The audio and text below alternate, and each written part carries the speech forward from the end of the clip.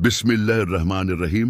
मुअज़्ज़ज़ सामिईन किराम, आज हम इस्लाम की उस अजीम शख्सियत का जिक्र करने जा रहे हैं जिन्हें दुनिया सदीक़ अकबर के नाम से जानती है, हज़रत अबू बकर सदीक़ रज़ी अल्लाह अन्हु। तारुफ: हज़रत अबू बकर का असल नाम अब्दुल्ला बिन उस्मान था। कनियत अबू बकर और लक़ब सदीक़ है जो रसूल इकरम ने आपको अता फरमाया। आपके सबसे करीबी दोस्त, पहले मर्द मुसलमान और इस्लाम के पहले खलीफा थे।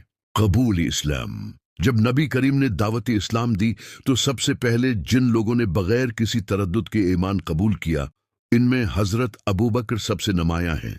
उन्होंने न कोई सवाल किया न कोई शक, फौरन कहा, मैं गवाही देता हूं कि आप अल्लाह के सच्चे रसूल हैं। यही वजह है कि आपको सदीक कहा गया, यानी हर बात में सच मानने वाला। वाक़ियात मेराज और लक़ब सदीक: जब कुफार मक्का ने नबी करीम के मेराज के वाक़ये को झटलाया तो हज़रत अबू बकर के पास आए और कहा, तुम्हारे दोस्त कहते हैं कि वो एक रात में आसमानों की सैर कर आए हैं। हज़रत अबू बकर ने फरमाया, अगर मोहम्मद ने फरमाया है तो बिल्कुल सच फरमाया है। उसी दिन से आप सदीक़ अकबर कहलाए।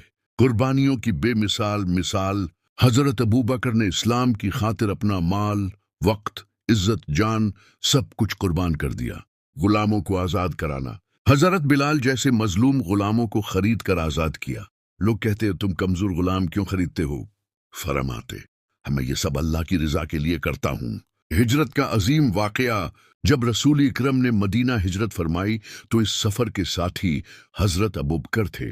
गार थौर में जब दुश्मन सिर पर पहुंच गए तो हज़रत अबू बकर घबरा गए, मगर अपनी जान के लिए नहीं बल्कि रसूल की सलामती के लिए। तब नबी ने फरमाया, ला तहज़न इन्नल्लाह माना, गम न करो, अल्लाह हमारे साथ है।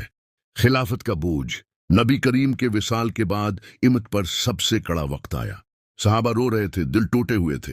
हज़रत अबू बकर ने फरमाया, जो मोहम्मद की इबादत करता था वो जान ले कि मोहम्मद वफात पा चुके हैं, और जो अल्लाह की इबादत करता है वो जान ले कि अल्लाह हमेशा जिंदा है। ये अल्फाज इमत के लिए हौसला बन गए। खिलाफत का पहला खतबा: खलीफा बनने के बाद पहला खिताब। लोगो, मैं तुम पर हाकिम बनाया गया हूं, हालांकि मैं तुम में सबसे बेहतर नहीं। अगर मैं दरस्त रहूं तो मेरा साथ दो, अगर मैं गलती करूं तो मुझे सीधा कर दो। यह है असल इस्लामी क़ियादत।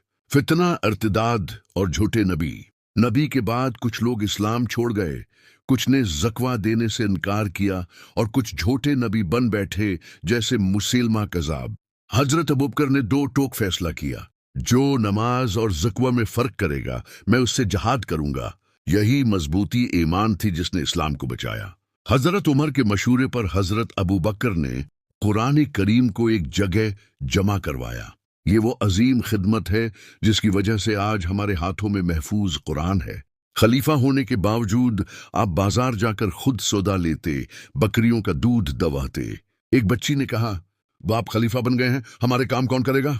फरमाया, मैं तुम्हारे काम पहले से भी ज्यादा करूंगा। वफात: हजरत अबू बकर की खिलाफत सिर्फ 2 साल 3 माह रही, मगर इन 2 सालों में इस्लाम की बुनियाद को ऐसा मजबूत किया कि क़ियामत तक कोई हिला न सके। आपकी वफात 63 साल की उम्र में हुई और आपको रसूल इकरम के पहलू में दफन किया गया।